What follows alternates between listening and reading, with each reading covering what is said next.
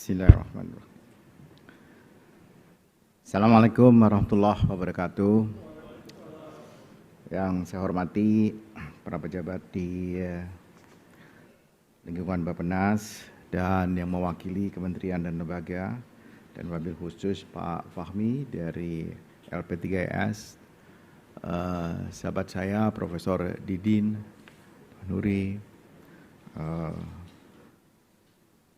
Penasihat Menteri Pak Fahri Ali, Pak Heru, dan semua yang hadir pada pagi hari ini. Saya kira tadi buku telah disampaikan, dan saya juga harus menyampaikan kejujuran saya tadi ketiduran. Jadi saya tidurnya di kursi Pak Fahri. Ada yang berani bangunkan? Menteri, mana yang berani kasih bangun?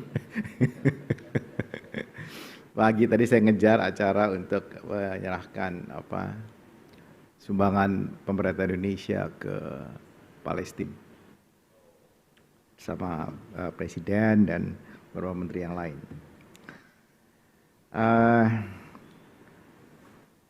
Pertama marilah kita menaikkan rasa syukur kita kepada Tuhan yang berkuasa, Allah Subhanahu Wa Taala, sehingga kita bisa hadir pada acara peluncuran buku Menuju Indonesia Emas, Refleksi dan Visi Pembangunan 2005 hingga 2045. Dan ini sebuah kerjasama antara Bappenas dan LP3IAS.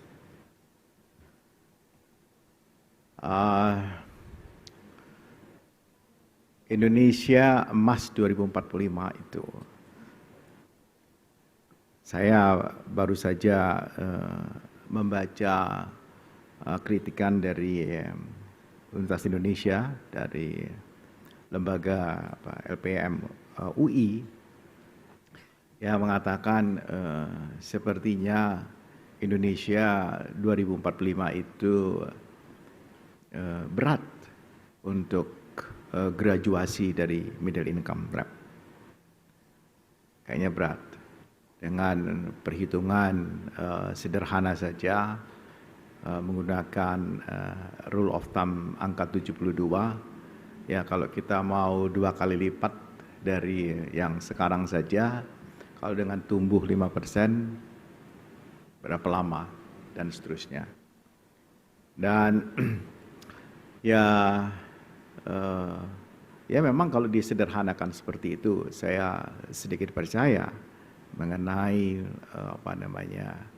kemungkinan kita akan belum mencapai middle income masuk di high economy pada tahun 2045. Kalau pertumbuhannya seperti ini. Berulang kali dalam berbagai kesempatan saya mengatakan pertumbuhan ekonomi Indonesia sebenarnya punya potensi yang lebih besar dibandingkan pertumbuhan yang terjadi pada hari ini. Itu ditandai dengan angka I-Core kita. Angka I-Core kita relatif sangat tinggi sekali. Kalau itu bisa ditekan saja, maka dengan investasi rasio yang kita miliki sekarang, sebenarnya kita bisa terbang tumbuh di atas 5%, bisa sampai dengan 6%. Tapi apa boleh buat? Dan pagi tadi tulisannya Pak Hairil yang dimuat di Kompas sebenarnya sudah melakukan diskusi perdebatan kita, di mana dan saya kira juga saya ingin menyambung-nyambungkan dengan diskusi kita Pak Fahri Ali tahun 90-an mengenai tidak beranjaknya, tidak ada perubahan secara struktural dalam ekonomi Indonesia, padahal Pak Harto waktu itu memberikan assignment kepada kami mengenai produk-produk unggulan yang rising star yang harus kita dorong pada waktu itu, yang teknologi intensifnya itu ada, human capital intensifnya ada, bukan hanya sekedar unskilled labor intensive industry, bukan hanya natural intensive industry dan seterusnya. Dan dengan menggunakan data-data yang saya kira bagus sekali pada waktu itu. Dan rupanya struktur itu gak berubah. nggak berubah ketika kita juga melakukan hilirisasi dan seterusnya. Kita ingin mengatakan bahwa tidak terbentuk kompleksitas dari industri kita yang kemudian kaki-kakinya ada di Indonesia, nggak ada. Jadi kita ini industri yang single gitu, dia tidak mengembangkan backward linkage yang kuat sehingga kita punya daya capability untuk mengangkatnya gitu. Itu nggak ada. Itu yang saya gregetan dari dulu sampai hari ini. Jadi kita akan mengalami kerepotan. Lihat saja kalau kita contoh Korea Selatan, dia melambung karena dia punya satu produk yang memang kemudian melahirkan kompleksitas yang tinggi. Ya, dia punya dia punya mobil misalnya, dia punya gadget misalnya, itu luar biasa. Berkembang sedemikian rupa. Dari Indonesia kita tertatih-tatih. Cina, banyak sekali yang dia miliki. Kalau kita mau meniru mereka, Jepang. Nah hari ini tuh kita nggak punya sesuatu yang backward linkage-nya itu besar. Kita sebenarnya punya PTDI. Kalau kita PTDI kita itu dan kompleksitas yang ada di sana itu terstruktur dengan baik dan kita dukung dengan baik, kita dorong dengan baik, saya kira akan beda. Karena kalau kita masuk, ya katakanlah di engine-nya kita nggak ini ya, sudah kita bisa cari di BMW, kita bisa cari GE yang sudah ada, ya, Rolls-Royce dan seterusnya. Tetapi desain kita saja, Bappenas itu mendorong N219 yang plus amphibious itu harus lewat kita ke Bappenas terus kita dorong itu. Ya mudah-mudahan itu jadi satu produk. Setelah saya coba datang ke Amerika dan meyakinkan mereka bahwa ini bisa. Kan lucu sebenarnya kenapa kok Bappenas gitu yang mempromot itu, kan mestinya bisa dilakukan oleh PTDI atau KL yang lain dan seterusnya. Tapi ya untungnya bisa diterima oleh Kementerian Keuangan. Karena kita gregetan untuk dorong yang seperti ini. Ya. Jadi kalau itu nggak ada, ya repot saya kira, repot kita.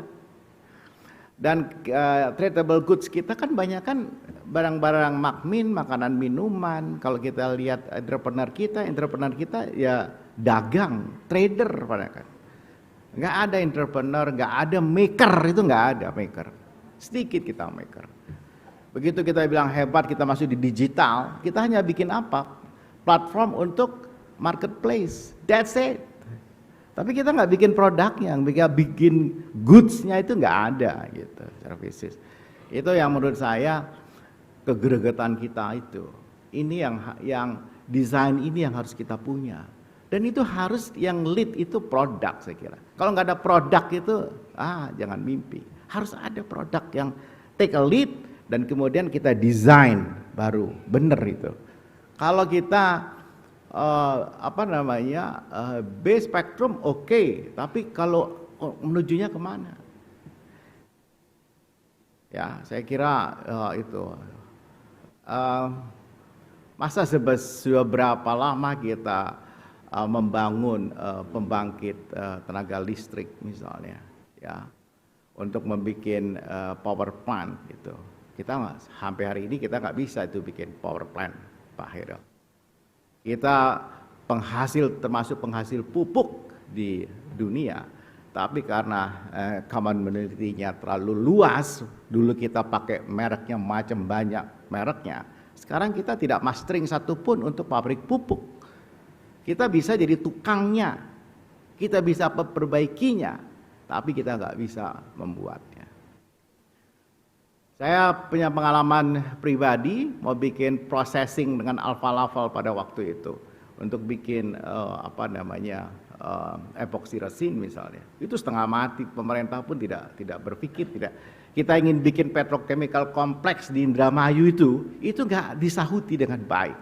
Swasta nggak mungkin kalau nggak ada swasta yang mau lakukan itu.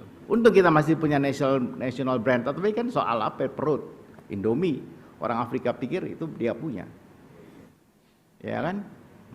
Nah, Itu yang saya gregetan di situ, Pak Fahri, Pak Didin, kalau soal ini. Kita desainnya bagus-bagus banget. Karena kalau kita punya pendekatan teknokratik, kita lakukan dynastic growth untuk ekonomi Indonesia ke depan. Saya kira udah canggih lah teman-teman Bappenas itu. Itu keren udah, kalau untuk mikirnya itu tuh udah keren. Tapi once kita mau turun ke grounded kan gitu, nggak ngerti kemana itu yang mau. Terus nggak ada yang mau mimpin. Itu nggak mungkin kita, ya.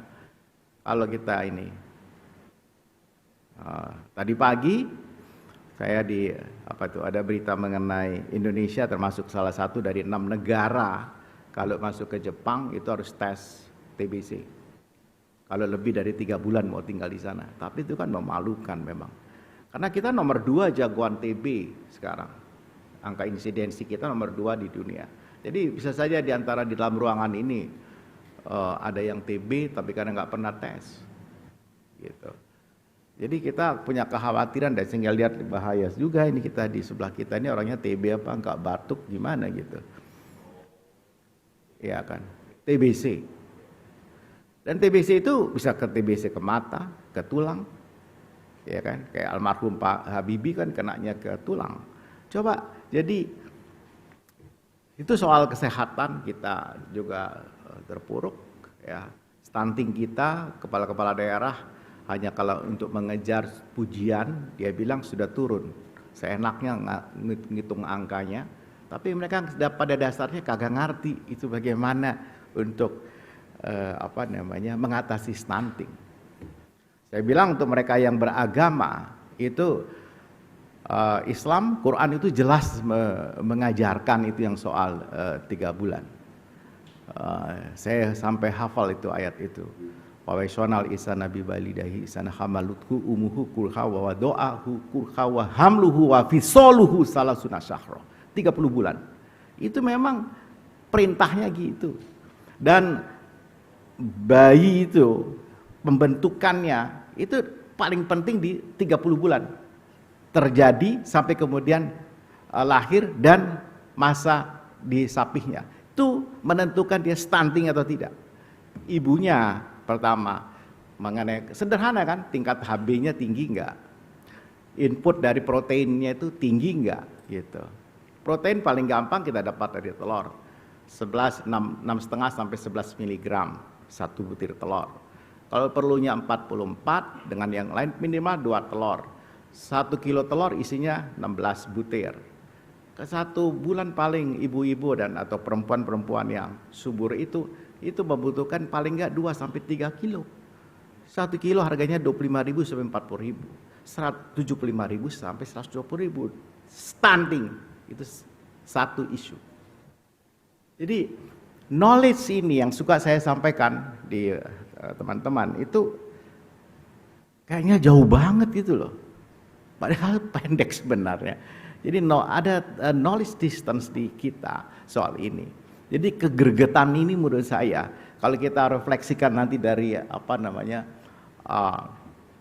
yang kita capai pada sebelumnya. Tadi disitir oleh Fahmi soal mengenai lapangan pekerjaan. Ya bagaimana kita sudah turunkan 20% ya mandatory dari APBN sampai kabupaten kota mandatory. Dari tahun 2000 efektifnya dari 2005 baru terjadi itu. 2005 sampai 2022 17 tahun ya Pak Ami ya. Itu hanya naik 1,9 tahun lama orang sekolah. Dari dari 7,2 tahun ke 9,1 tahun. Lagi apa yang kita mau harapkan? Bagaimana dengan tulisannya Pak Hairil itu? Kita mau ambil yang menengah ke atas nggak ada. Importasinya kita mengalami defisit di situ. Lebih banyak impornya untuk barang-barang yang kandungan teknologinya tinggi. Ya. Nah, tapi ada jalan keluar sebenarnya. Kalau belajar dari Korea Selatan kemarin kan Pak Fahri, yang kita lihat, justru negara yang hadir, ya, asal memang didorong entrepreneur yang muncul itu adalah ada strukturnya, lalu R&D-nya itu yang bikin negara. Negara menyumbangkan itu kepada mereka. Kecuali swasta-swasta yang besar yang sudah punya anggaran R&D yang besar. Nah, di kita hanya berapa swasta? Swasta hanya 1,7 triliun ya. Kemudian pendidikan juga 1,7, yang paling banyak adalah dari pemerintah. Jadi 80% yang hanya 0,1% dari GDP itu besaran dari pengeluaran kita untuk R&D. 20% non APBN, dan itu berbagi dua antara universitas, ingat universitas, dan juga swasta. Lo mau jadi apa gitu? 80% di pemerintah pasti banyak kunker, jalan-jalan, pergi, begitu. Nggak intens juga di situ. Ini menurut saya banyak hal yang mesti kita perbaiki dalam struktur seperti ini. Tapi ya itu, kalau saya ingin, kalau menurut saya, pengalaman saya pribadi, nggak mungkin kalau kita tidak desain dengan sesuatu yang dia kemudian menjadi penghelanya. Kita mau apa? Mau jadi apa? Mau jadi jagoan apa? Nggak bisa. Dengan negara sebagai negara kepulauan yang besar seperti ini, kita membutuhkan apa gitu. Kalau tidak ya kita akhirnya teknologi baru datang, ya kan? Kita mau nggak mau ngikutin lagi. Sementara teknologi yang lama kita nggak kuasai. Jadi kita benar-benar konsumen dari kemajuan iptek. Kita nggak bisa kejar itu. Jadi kena Greyhound syndrome. Jadi kita kejar itu tapi tidak pernah terkejar. Nah, ini PR kita, homework besar kita untuk Indonesia 2045. Tanpa itu menurut saya, tanpa kisi-kisi yang jelas, mimpi yang seperti itu, ukuran-ukuran yang didesain oleh Bappenas dengan 45 indikator utama yang kemarin saya juga diskusikan dengan OECD, mereka mau membantu kita, ya, akan sangat bergantung kepada kita semua. Kita bisa lakukan itu, kita bisa tunjukkan itu. Saya kira itu yang ingin saya sampaikan dalam kesempatan yang baik ini, karena yang hadir adalah para pemikir, scholars. Itu saya cuma mau kasih homework saja. Homework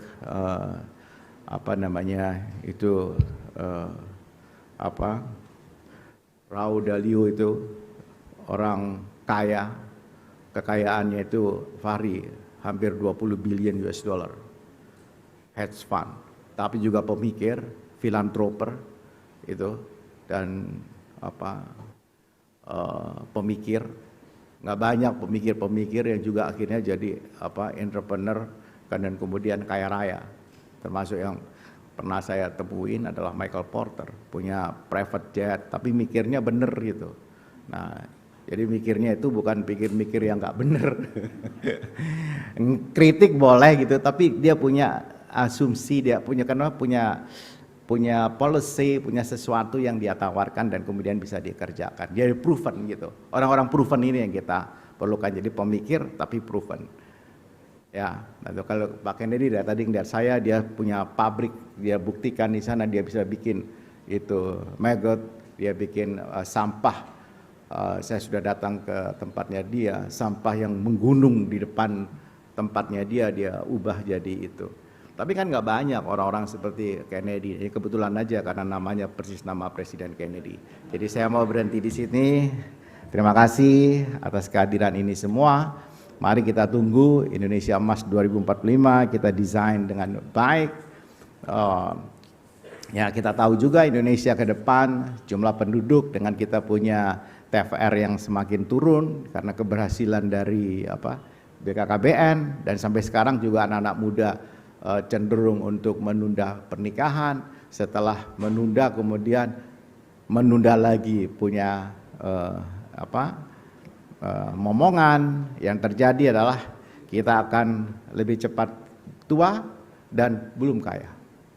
Nah, jadi saya ingin mengatakan pada perempuan-perempuan muda Indonesia yang cerdas, yang pinter, cepat punya anak dan banyak punya anak supaya melahirkan generasi Indonesia yang hebat-hebat, yang pinter-pinter.